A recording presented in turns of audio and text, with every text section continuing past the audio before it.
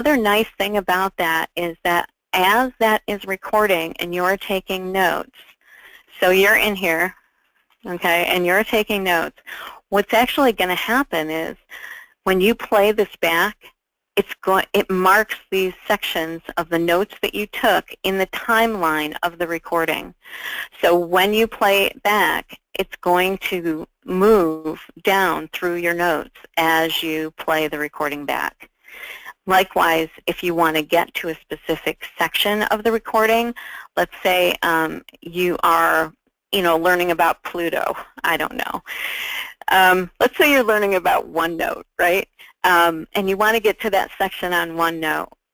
So all you would need to do would be to come over and click on this side, and it would take you right to that section in the recording where it talks about that. So really a great feature that it has to be able to help you record notes. Also, we have the date that we can insert. We have a time that we can insert, or we can do both at the same time. And I frequently use this if I am responding to a client, or if I want to make a specific note of something I did and when. That's a great use of that. And again, we're back to our page templates, and you guys probably know about these, being able to insert equations or symbols. That functionality is here as well.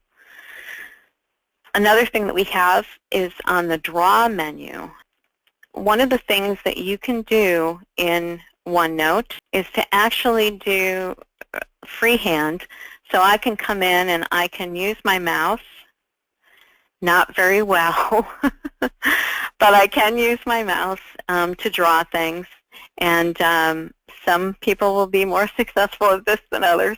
But it is there. It's a feature that you can use. You can change the color thickness. You can put shapes in. One of the things that I find really useful is the arrows. It's really nice to be able to put arrows, or, if I want to create like a flow chart or something like that. Very easy to do in that way.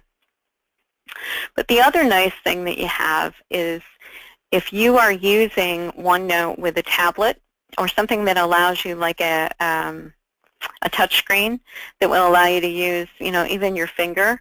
But particularly, I use it more for, I have a Surface, and I use that with my Surface to write. Because it has an electronic pen, I can take handwritten notes. And so you do have the ability, and I have one in to show you, that this is a handwritten note that I did on my Surface. So now I can take this and I can actually change it into text. Now, it's not perfect, but I'll tell you, that's certainly, if I had a whole page of notes, that would certainly be much quicker than keying it all in. So now I have this, and if you can see that on 10, it was not quite right. This should say text. And if I just undo it and go back, but when you look at how I wrote text, you can kind of understand why it might have put that. But all in all, it's pretty good. And now I can just come in and I can make those really quick changes, and I'm good to go. So we talked about now attaching files. We've talked about tagging notes and looking at table of contents. We've looked at how we can do that, how we can update tasks in Outlook. We've looked at creating handwriting in the tablets. So one other thing that I wanted to show you was the ability to share this on a network. And kind of talked about that a little bit already.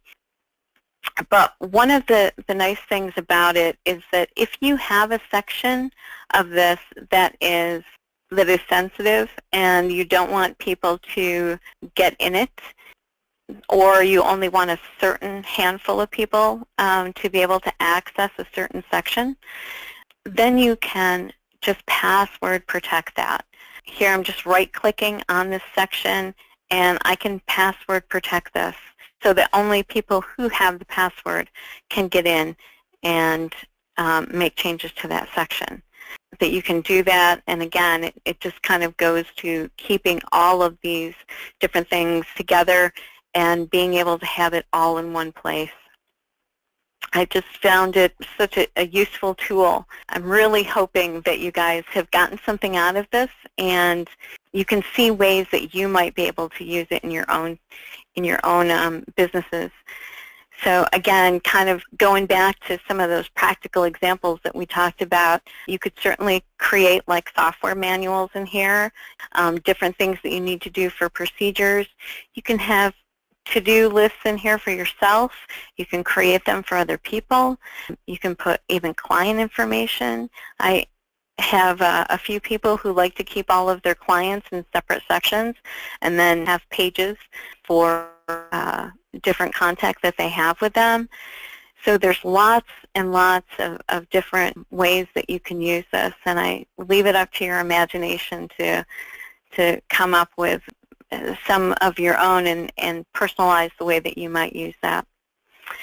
So I think at this point what I'd like to do is I'm going to send out another poll and just get an idea if you found that it's something that you might be able to use now and you see some ways that you might be able to use it.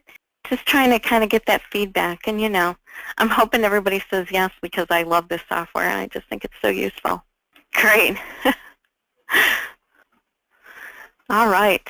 So going to close this poll, share it out, and hopefully everyone can see that. So, you know, the majority of people said, yeah, they could see how they might be able to use that. If you were in the no percentage, please contact me. I find it so valuable that I would just love to explore how you might be able to use it. So I'm going to go ahead and close that out. And then I think at this point we're going to open it up to some questions. I think, Bill, did we have some questions? How do you start a group? Okay, great. So I think this is what you're talking about, like the administrative assistance group. So let's take a look at that. If I want to start a new section group, I can come in here, click on it. I can create a new section group from here, and then I can call it whatever I want. Let's say it's marketing.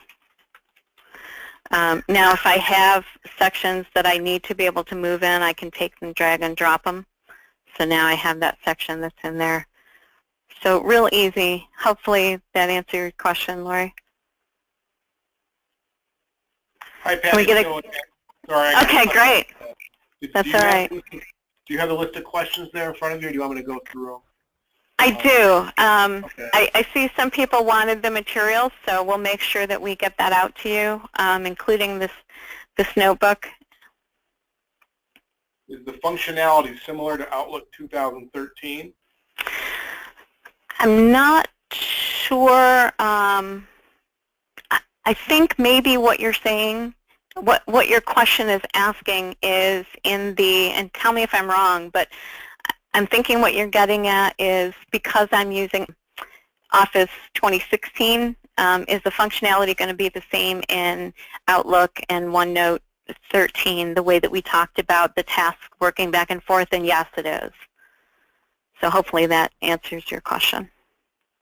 How do you start a group? That one I actually just answered for Lori. Okay. Would your IT department make it a shared file? So can you do that? Yes. If you have an internal IT staff, you could definitely ask them to put on the appropriate permissions to share it on the network with the people who it makes sense for you to have. So. And is there any history of crashes and data loss with OneNote? Yeah, so, and I'm really glad that you brought that up. There is a section in here called History. And in here it actually keeps different versions of your pages.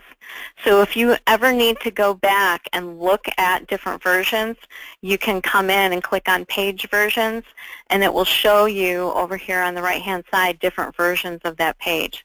So you can see here that this was before I made the change of adding the employee productivity report. So this is actually going back to that.